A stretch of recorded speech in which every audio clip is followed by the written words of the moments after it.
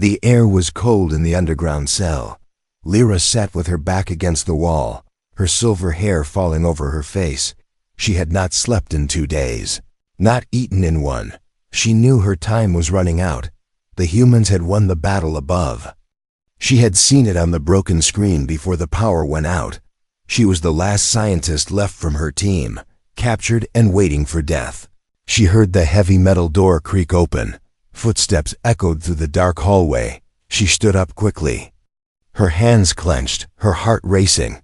Someone was coming. Was this it? Was this the human soldier sent to kill her? Her sharp blue eyes searched the shadows, ready to fight even without a weapon. She had nothing to lose. The soldier stepped into the dim light, tall, strong, wearing a black uniform. A scar crossed his cheek, but his eyes were not cruel. They were calm, sad even. He looked at her, not like a monster, but like a person. She didn't expect that. He raised his hand slowly, showing he carried no weapon. Then he dropped something on the ground. A small bag. It slid across the floor and stopped near her feet. She didn't move, just stared. He spoke for the first time, his voice low. "It's food," he said. "Why?" she asked, her voice cold and confused. "You're my prisoner," he replied, "but not my enemy." She didn't believe him, not yet. She opened the bag, pulled out a water pack and bread. She sniffed it, still suspicious. He didn't stop her, just watched her. She took a small bite, then another. He sat on the floor, back against the wall opposite her. Silence filled the room again, but it wasn't heavy like before. She chewed slowly, her eyes never leaving him. "Who are you?" she asked finally. "My name is Raiden," he said. "I'm a scout captain." She narrowed her eyes. "You're here to kill me, aren't you?" "No," he said quietly. "I'm here because you saved my brother." Lyra blinked. "That's not possible," she said. "I've never saved a human." Raiden nodded. "You did, 3 years ago, on planet Vero. My brother was injured, left behind. Your team could have ended him, but someone helped him escape." She thought for a moment. Vero. She had been there. There was a human soldier once, trapped, bleeding. She had treated his wound and let him run. "I didn't do it for kindness," she said quickly. "I was trying to prove a point." Raiden smiled. "Whatever your reason, you gave me back my family." Silence again, but this time warmer. Lyra sat down slowly, the bread now finished. "You're risking your life being here," she said. He nodded. "They think I'm reporting on the damage upstairs." "And what do you want from me?" she asked. "Nothing," he said. "I just wanted to see you." Lyra was still unsure. Was he lying? Was this some human trick? But something in his voice made her pause. He didn't look like a killer. He looked tired, broken, like someone who had seen too much war. "Your people hate mine," she said. "They won't let me live." Raiden looked down. "Maybe, but I'm not like them. I don't want more death." She watched him for a long time, then she stood and walked toward him slowly. He didn't move, just watched her carefully. She stood 2 steps away from him, her voice sharp. "If I had a weapon, I would kill you now." Raiden looked up into her eyes. "I know," he said, "but you don't have to." They stood in silence, so close yet so far. Then a sudden noise echoed from above, booms, heavy footsteps, shaking walls. Reinforcements were coming. Time was short. Raiden stood up quickly. "You have a lab here?" he asked. Lyra nodded slowly. "Good," he said. "We need to talk before they find us." She didn't understand, but something told her this man, this human, wasn't like the others. He wasn't here to kill her. He was here to change something. She just didn't know what yet. Lyra woke up to silence. Not the silence of peace, but the silence before something dangerous. Her cell was still cold, her body sore from sleeping on the hard floor. But something had changed. Raiden was still there, sitting in the same spot as before. He hadn't left, not even once. He was watching her, like she was some puzzle he couldn't solve. She didn't like being watched, but strangely, she didn't hate it either. "You didn't run," she said, her voice still rough. I don't run, he replied without looking away. He tossed her another food pack. She caught it.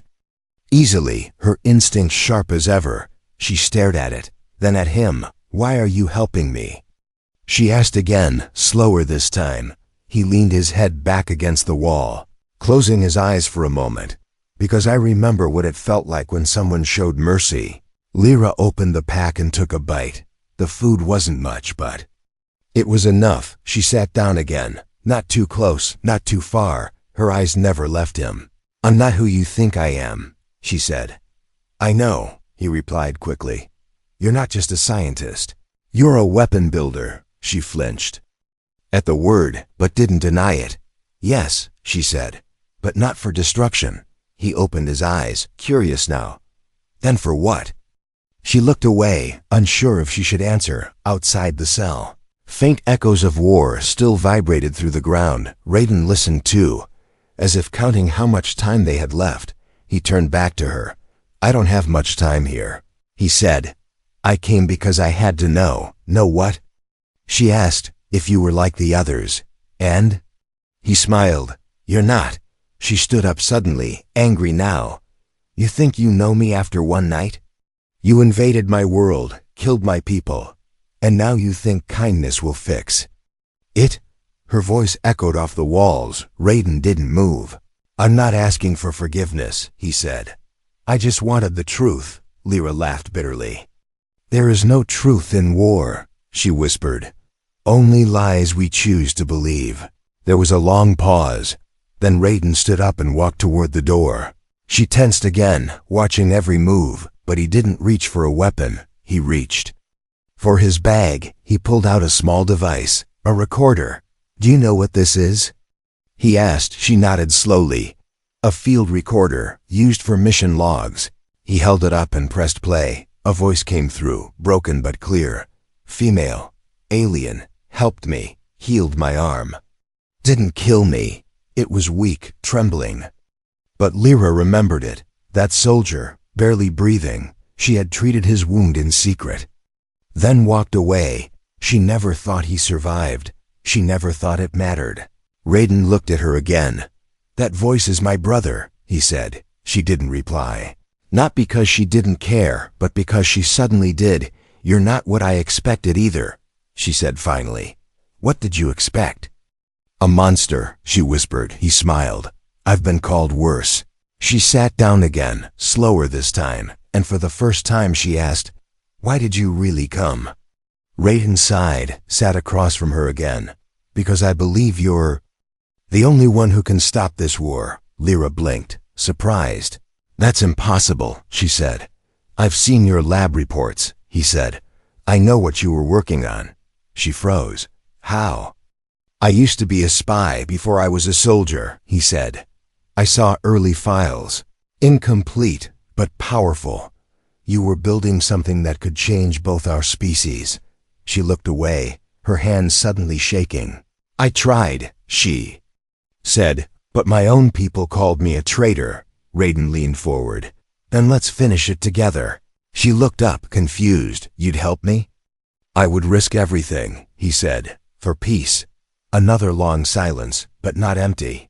Their eyes locked again, not as enemies, not as strangers, but as two broken pieces from different puzzles, trying to fit outside. The war still waited. But inside that cold cell, something else had begun. Not trust, not yet, but the beginning of something deeper.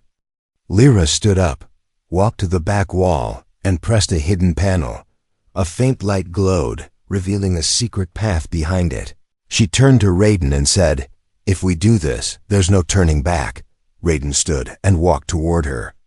I already turned, he said. I'm not going back, and together, they stepped into the dark, not as prisoner and soldier, but as something new. For the first time in weeks, Lyra felt heat on her skin. Not the heat of battle, but the soft hum of power flowing through hidden wires. The hidden lab was alive again. Lights blinked, machines hummed, dust lifted from long-forgotten tools. Raiden followed her inside, eyes scanning everything. He had seen many war zones, many death camps, but this place, it was different. It was beautiful in a strange, broken way, tables full of alien tech, blueprints floating in air, and a glowing core. At the center of the room, "What is this?" he asked, stepping slowly toward the pulsing core. Lyra walked past him, her voice calm but cold. "This is what my people feared. This is what your people wanted to destroy." She placed her hand on the console. A series of soft tones echoed around them, as if the lab remembered her. "I called it the bridge," she said. "A DNA harmonizer." Raiden raised an eyebrow. "You're trying to mix alien and human genes?" "No," she said sharply. "I'm trying to connect them. Every war starts with a wall," she continued. "And this could be the first door." Raiden watched her work, her fingers flying across controls like music. She wasn't just smart. She was brilliant, focused, powerful, and under all that, broken. He could see it in the way her shoulders tensed, like she carried the weight of both worlds. He stepped closer, his voice gentle. "Why didn't your own kind support you?"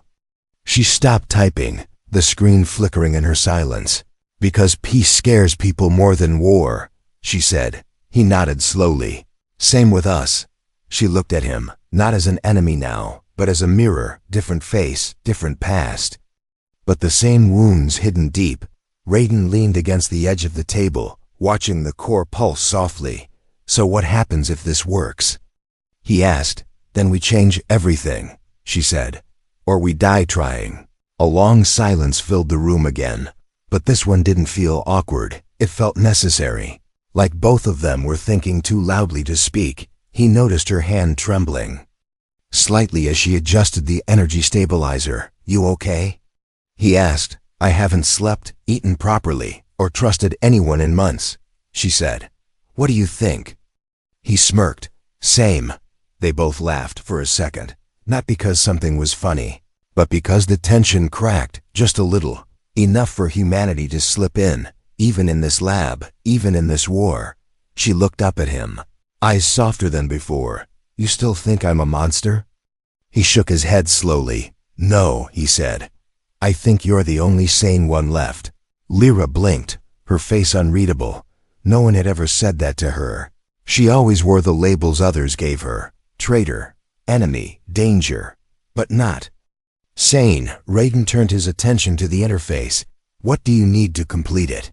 She pulled up a schematic. "I need a pure DNA sequence from a human who has never harmed another species." He froze. "That's rare." "Exactly," she said. "That's why it was never finished." Raiden stared at the floor, then looked up slowly. "I've never killed an alien," he said. Lyra raised an eyebrow. "You're a soldier, I'm a scout." He corrected. "I gather intel, observe, report. I've never pulled a trigger." Lyra stepped closer, the air between them suddenly warmer. "Then your DNA might work. You'd use my blood?" "I'd use your peace," she replied softly. Raiden looked at her, truly looked. For the first time he saw not just the scientist or the alien, but the soul of someone who never wanted to fight. Someone like him. She held out a scanner. "Just your hand," she said. He hesitated, then placed his palm gently in hers. The scanner blinked green, warm light washing over their skin. Neither pulled away. Their hands stayed together longer than needed. No words were spoken, but something passed between them. Something new outside. Alarms still echoed far above, but here, in this hidden lab, a different kind of war was beginning. A quiet war between two hearts locked in fear, trying to open. Lyra let go first, stepping back. "I'll need time to run the sequence," she said. Raiden nodded. "How much?" "A few hours, maybe." He looked around, then smiled. "Guess we're stuck with each other for a while." She didn't smile back, not fully, but the corner of her lips curved ever so slightly. "I've had worse company," she said. Raiden didn't expect the lab to whisper, but it did. Not with voices, but with memories. Every corner, every blinking light, every wire buzzed with stories waiting to be told. He walked slowly, his boots echoing against the polished floor. Lyra was silent behind him, typing into a console, her eyes full of quiet storms. "Your lab feels alive," he said. She didn't look up. "It remembers pain," she replied. "It remembers failure." He stopped near a suspended orb filled with blue liquid. "What's this?" She hesitated, then joined him. "A test subject," she said. "Not a person, a prototype." "Prototype of what?" She turned to face him, her expression unreadable. "Of me," Raiden blinked. "You built a clone?" "Not a clone," she corrected. "A version of myself without fear, without doubt." "It failed," she added. Almost as a whisper, he looked at her differently now. This wasn't just a lab. It was a graveyard of her own hope she had. Tried to build peace, but ended up building reminders of her loneliness. "Why go this far?" he asked softly. She stared at the orb, her reflection wavering on the glass. "Because my voice was never enough. So I thought, maybe science could speak louder than politics." Raiden walked to a glowing table covered in floating screens. He tapped one, and a hologram flickered to life. A galaxy map, human territory glowing red, alien regions glowing green, one blinking dot sat at the edge, neutral, unknown, unstable. "What's this place?" he asked. "Sector 9 Gamma," she said, "where my prototype almost worked. But then," she nodded, "they found out who." "Everyone," she said. "My people, your people, they feared what I built. Even peace can be dangerous." Raiden looked at her long and hard. "You were going to give it all away, weren't you?" Lyra nodded slowly. "I wasn't building it for power," she said. "I was building it for unity." He walked closer, lowering his voice. "But why me? Why trust me?" She looked up at him, her eyes suddenly softer. "Because you're the only one who didn't flinch when I told the truth. Most men look at me and see a weapon," she said. "You looked at me and saw something I forgot I was." Raiden took a step back, the weight of her words pressing on his chest. He turned and pointed to another console. "This machine," he asked, "it scans the DNA?" "Yes," she said, "and if your sample is clean, I can start the merge." "Merge?" She walked toward him, her footsteps slow but steady. "It will combine part of your DNA with mine. To prove compatibility." He raised an eyebrow. "Like a fusion?" "No," she said, "like a handshake between our kinds. Only then will the harmonizer activate." Raiden paused, then removed his glove. "If this helps stop the war, do it." Lyra nodded and guided his hand toward the interface. The machine hummed, warm lights circling their fingers. The scan began. Raiden looked down at her, her face close to his, eyes fixed on the screen. He noticed how still she was, like even her breath was holding on. After a long moment, the machine beeped softly. Green light flooded the lab. "It worked," she said, her voice low. "You're compatible," Raiden smiled. "I guess we make a good match." Lyra didn't smile back, not completely, but her fingers brushed his just for a second. Then the main console flickered violently. A warning flashed. In red, "Unauthorized entry detected." Raiden cursed under his breath. "They're here." Lyra ran to another terminal, typing fast. "They must have tracked your path." "I disabled all comms," Raiden said. "They don't need signals," she replied. "They follow shadows. Can we run?" He asked. "No," she said. "Not yet. I have to complete the final upload." "How long will that take?" 5 minutes, Raiden checked his weapon. "Then we buy you 5 minutes. Lyra looked at him again, her voice shaking slightly. "If they catch us, they'll kill you first." He stepped closer. "Then let's make those 5 minutes. Count." Outside, boots hit the ground, doors blasted open. The war had come knocking again. But inside the lab, two minds, once enemies, now stood as one. Not ready to surrender, not ready to fall. Raiden walked to the entrance and locked eyes with her one last time. "Finish what you started," he said. She nodded. "I will." And as he raised his weapon to face the incoming storm, she turned back to the machine, her hands steady, her heart racing. The secrets of her lab would either save the world or burn with it. Smoke slid through the cracks in the steel door like silent ghosts. Boots thundered above, walls trembled, and something deep underground groaned like it was about to collapse. But Lyra didn't flinch, not yet. Her fingers danced across the holographic. Keys, one wrong touch and years of work would vanish. Raiden stood at the entrance, eyes locked on the sealed corridor, rifle raised. He wasn't just defending her. He was defending everything she ever believed in. Outside the door, angry voices barked orders, scanners beeped. Codes cracked, countdowns began. "We have 4 minutes," Raiden said, without looking back. "Then they breach." "I need 5, Lyra replied, her voice like ice over fire. Raiden gave a short laugh. "Guess we're about to find out who's faster, your mind or their guns." She didn't answer. She couldn't. Her focus was deep now. She was talking to machines the way poets talk to silence. But inside her, something unfamiliar stirred, a fear not of death, but of disappointment. If she failed now, all she had suffered would mean nothing. Raiden glanced over his shoulder. "I'm thinking of something stupid," he muttered. "Like what?" She said without pausing. "Plan B," he said, "in case they breach." "There is no plan B." She replied sharply. "Correction," he said, loading a charge into his weapon. "You don't have a plan B." "I do," she turned, eyes burning. "Which is?" "I draw them away," he said. "You take the side tunnel, escape while they chase me." "No," she snapped. "It's the only way," he insisted.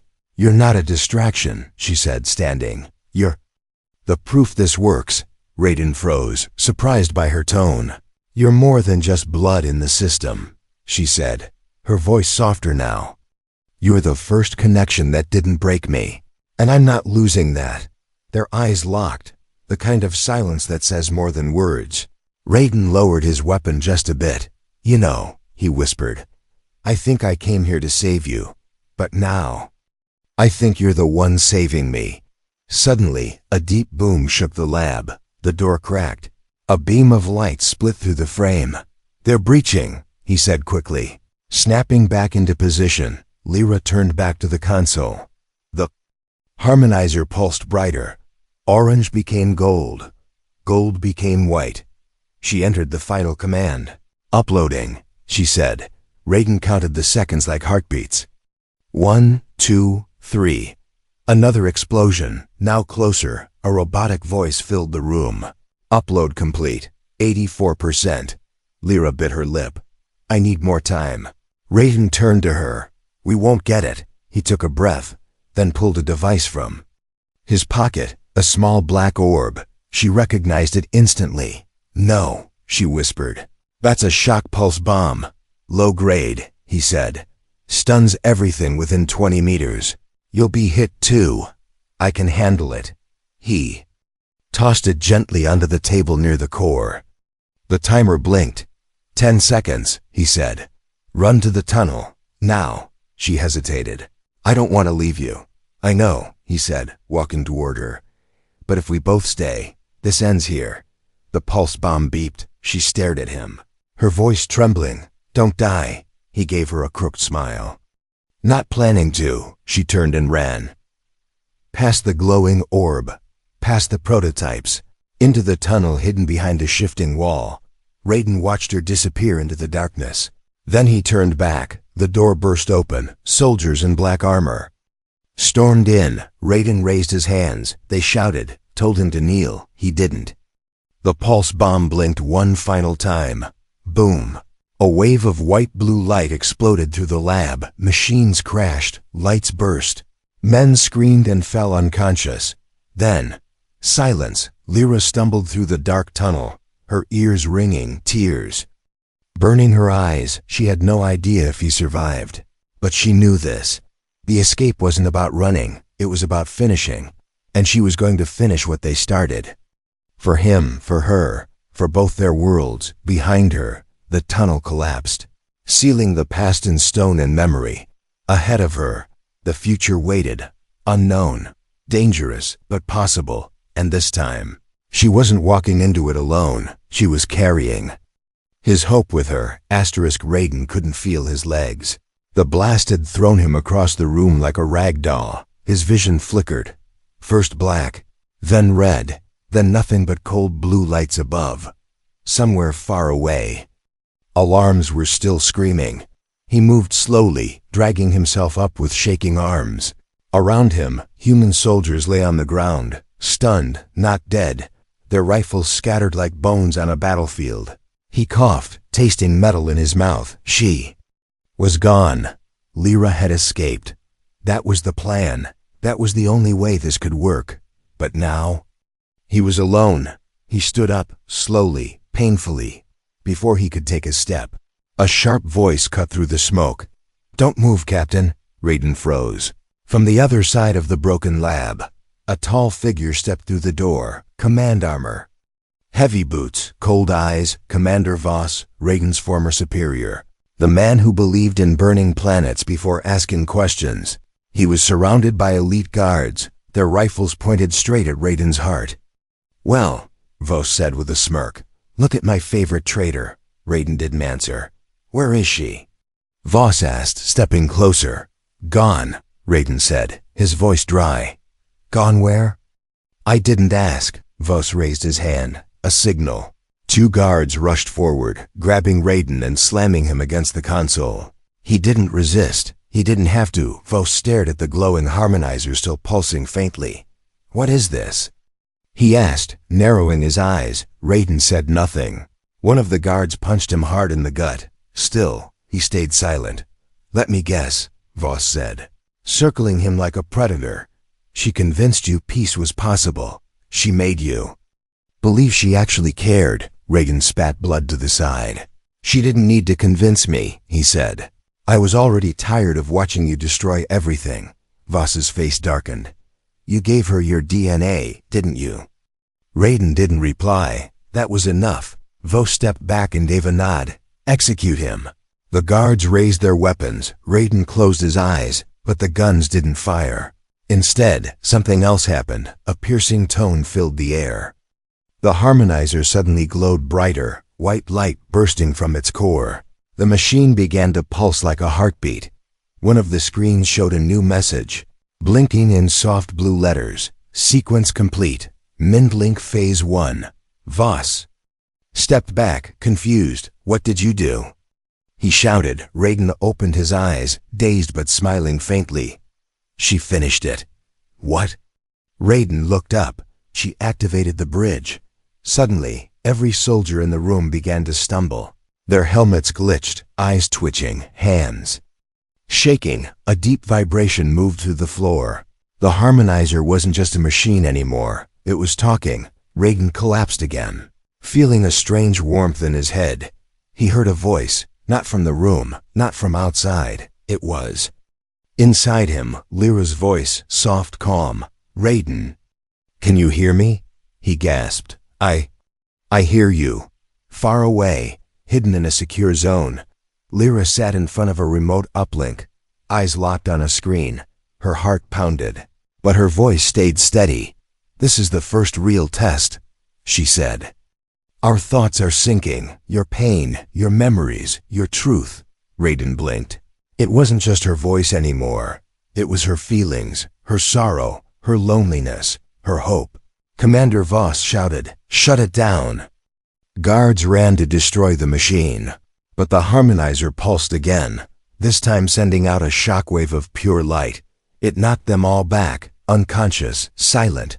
Raiden stood slowly, light around him like a shield. "You can't stop this anymore," he said to Voss. "She built something you can't shoot." But Voss wasn't done. From beneath his coat, he pulled a short-range disruptor, a last resort weapon. Raiden moved, but not fast enough. The blast hit him in the chest. His body flew across the room and hit the wall hard. Lyra screamed through the Mindlink, "Raiden!" He was breathing, barely, but he smiled anyway. "You're still there," he whispered. She replied, "Always." The harmonizer glowed bright once more. Then it shut down. Silence returned to the lab. Voss was gone. Raiden was unconscious. And across the galaxy, a message began to transmit. From Lyra's signal beacon, powered by the bridge, it was sent to both human and alien networks. A voice recording, translated in all major languages. This war must end, not with blood, but with understanding. Today, I offer connection. The world didn't change in fire, it changed in silence. Raiden lay in a medical pod, suspended in light. Machines hummed quietly around him, reading every signal from his mind and heart. He looked peaceful, but he hadn't moved in 3 days. And still, Lyra waited beside him. The room was far from the battlefield now, deep inside an old satellite station, orbiting above neutral space. It had no flag, no anthem, no soldiers. Only one human, one alien, and a fragile dream between them. Lyra hadn't slept. Her eyes stayed fixed on the pod. Her hand rested against the glass. "Come back," she whispered. "We're not done yet." The harmonizer sat on a platform nearby. Small now, quiet, but pulsing alive, the connection between their DNA had triggered something more powerful than expected. A wave of neural awakening, spreading slowly across both civilizations. People had started hearing things, not voices, but feelings, from strangers, from enemies, from species they once feared. Some cried, some panicked, some simply listened. Peace didn't arrive in speeches or treaties. It arrived in understanding. Back in the station, Raiden's eyes fluttered. Lyra stood instantly, her heart skipping. His fingers twitched, then slowly, painfully. He opened his eyes. "Lyra," he said softly. She stepped closer, barely breathing. "I thought I lost you," he said. She smiled, not the sharp, guarded smile he first met, but a real one. "You almost did," she said. "Don't try that again," he chuckled, wincing. "From the pain, was it worth it?" he asked. She turned toward the harmonizer, then activated the screen beside it. Hundreds of messages appeared. Human commanders calling for ceasefire, alien leaders asking to open talks, scientists from both worlds offering to study the tech together. Raiden's eyes widened. "Is that real?" She nodded. "They're listening." He looked at her again. "Then yeah," he said. "It was worth it." They sat quietly together for a while. No alarms, no explosions, just two hearts beating beside each other. She broke the silence. "I want to rebuild it." "The lab?" he asked. "The bridge," she said. "But this time not in secret. This time with the world watching." Raiden nodded. "And maybe a few guards outside, just in case." Lyra smirked. "Definitely." A soft alert beeped on the monitor, a communication request. Incoming transmission from the Unified War Council. Lyra's eyes met his. "Well," she said, "ready to explain why we broke every law in the galaxy?" Raiden laughed. "Let's tell them we were building something small." "Like what?" "Like the future." They answered the call together, not as prisoner and soldier, not as human and alien, but as something new, two minds linked by hope, two hearts that chose connection over control, two enemies who rewrote the rules, and offered the stars something better than survival. They offered peace.